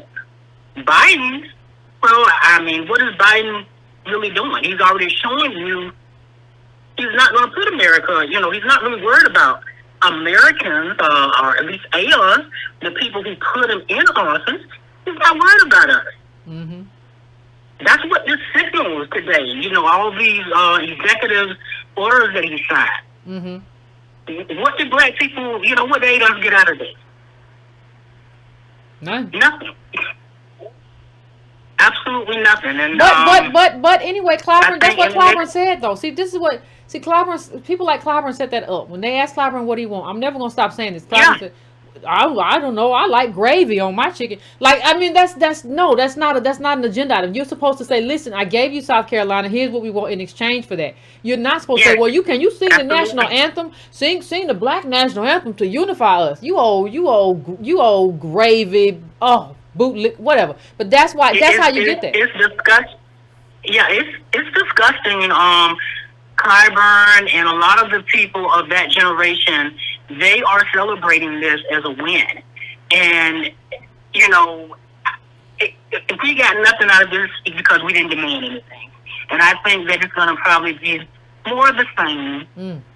I do agree with what you're saying. They're going to say, well, have a slim majority. We can't do anything. Nothing's going to get done. And we'll be back here, midterms, and, then they'll tell us, well, we got to vote, we got to come out, we got to go all in, because I pretty much fear that, we're going to get, the MAGA people aren't going anywhere. Mm. This is what I try to tell my family. These people are not going anywhere. They, 70 odd million of people who just voted for Trump, Yeah. And that's not on the fringe. They keep saying but those are people on the fringe. How is that on the fringe? Well, not only that, because people confuse the people who stormed the Capitol with Trump voters. A lot of these Trump voters is just people who have money and want to keep their money, right? Like, right. just want to keep their money. And they're willing to. But the thing I'm going to say about that, they are willing to put up with even that nonsense if it means keeping my money, because they don't care. They just want their money. This is why, Mitch McConnell and all those people up there, now all of a sudden we're supposed to believe they got a backbone, they got a conscience. Listen, this is nothing more than everybody's up there. They know how to play the game, and unfortunately, we as ADOS, we don't know how to play it. Yeah, well, we won't play it. We refuse to play the game to get what we need to get, and for some reason, we are being told or we believe that we should not advocate for anything, and we are getting left behind. We ain't getting. We done left. We done left behind out here. We don't advocate for ourselves. Nobody seems to care. I mean, Clyburn is crying. I mean, he's up there. A lot of the other ones of his generation and of his mindset. They just. It's abundantly clear. Even they don't care about ADOS. As long as they're getting what they need to get. Somebody said they just don't care. Somebody said it, fam. I'm gonna let you go, but I appreciate your call and I agree with you. I want to thank you for calling in. I don't think it's just somebody said this a while ago that and I agree with them. I think it might have been last show or the show before last. Some of the people say the most racist things are black policymakers. Like, if you get them, they talk a whole bunch of stuff in front of the camera. You get them behind closed door, they're the first ones to say, "Oh, they ought to just do better. We could just do." They be the first ones to say the stuff when you get them behind closed doors. They don't believe half of the stuff they say on when they get in front of but they know that gets them votes. These people are playing the whole thing. But fam, we are at the end of the show. We're going to keep talking about this because we're going to be in the Biden administration. So we're going to keep talking about stuff that's happening and how we're going to advocate. And we'll be doing that as a part of the outreach and the policy making and different things for HQ. Now that we have an organization, as opposed to now that we have kind of graduated to that, we'll be doing a lot of that advocacy through that through that network. So anyway, through that organization. So we're in this space now. We here. So that's just is what it is, and that's what it's gonna be. So if you didn't get through tonight, I apologize. I know a lot of y'all want to talk about it, and our people, we say be concise, people will still be long-winded a little bit. That just is what it is. But we're gonna end the show right there for tonight, family. We're gonna end the show right there for tonight. This conversation shall continue. But fam, we have to not only, there's a lot we gotta do. There's so much work we gotta do. And if we could focus on the work, it would be very helpful. If we could focus on doing the stuff that we need to do, just like the person who called in earlier had a good idea in terms of a response. And there are a lot of things that we can do together. And just keep that in mind with everything you do. So anyway, fam, please hit that like button for me. Please do not forget, as we get out of here, that next week, Thursday, I think that's the 28th, The Half Has Never Been Told, we'll be discussing that book. Please do not forget to show up for that. Be messed up if you read the book and show up, miss the discussion, right? And you won't even see it in real time. Nothing like that. See, you don't want to do that to yourself. Make sure you do that. Make sure you hit the like button before we get out of here. Make sure you hit, if you want to subscribe to the newsletter, subscribe to Brown. That costs you, subscribe to my mailing list. Subscribe to Brown. Subscribe to Brown. Subscribe to Brown.com. Please do that. Just add yourself. I don't mail people out much of them. Subscribe to Brown, subscribe to Brown.com. Just add your name to that. I just keep it. I don't bother nobody. Right now, I am sending out the newsletter until we get this COVID situation under control, just to get information out. So subscribe to Brown.com. Please do that. If you want to donate Brown.com, Cash App, that's $Breaking Brown, and Patreon.com. /YCarnell, all that good stuff. But it costs you no monies to hit the like button, to hit that bell to make sure that you get notifications. Costs you nothing, not one penny to do that. Just to hit that, make sure that you are getting notifications. I mean, make sure that you get that, hit that bell. Make sure you get, if you have not subscribed to the channel, please subscribe to the channel. Cost you nothing. So anyway, fam, please keep it easy breezy. Take care of yourself. Don't let nobody bother you, and don't bother nobody. Please don't bother nobody. And until next time, and we'll talk about this. It's going to be some more stuff next time. We in for a funny kind of 2 and 4 years. So until next time, take care of yourself. COVID ain't over. Wear a mask. And be easy breezy. Finish your libations. Night, fam.